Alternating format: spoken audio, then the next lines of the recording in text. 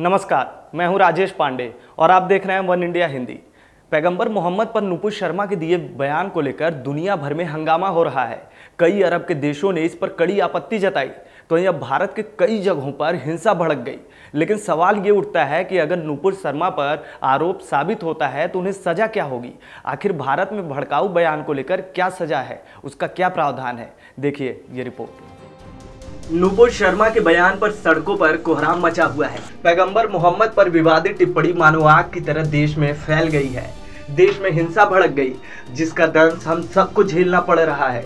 Delhi police ने भड़काऊ बयान के मामले में बीजेपी से निलंबित नुपुर शर्मा, नवीन जिंदल और एआईएमआईएम चीफ असदुद्दीन ओवैसी के खिलाफ एफआईआर दर्ज की है। अब सवाल ये उठता है कि क्या हेट स्पीच के मामले में देश में कौन सा कानून है और उसके क्या प्रावधान है। मतलब कि अगर कोई भड़काऊ बयान देता है तो उसे कितनी सजा होगी।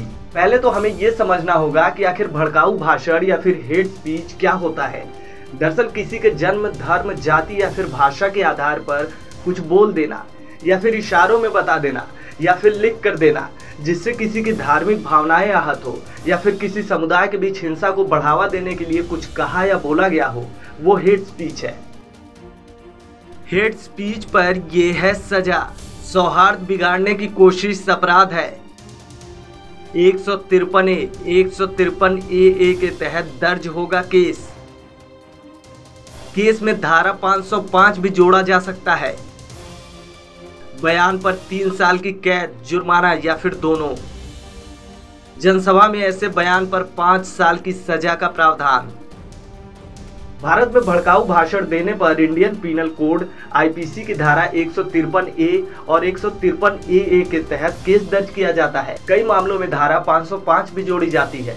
धारा 153 ए कहती है कि धर्म, जाति, जन्म स्थान, भाषा के आधार पर दो समूहों के बीच दुश्मनी को बढ़ावा देना और सौहार्द को बिगाड़ने पर 3 साल की कैद या जुर्म या फिर ये दोनों की सजा हो सकती है। इस धारा के मुताबिक अगर किसी धार्मिक स्थल या सभा में ऐसा किया जाता है तो 5 साल तक की कैद या फिर सजा या फिर दोनों का प्रावधान हो सकता है।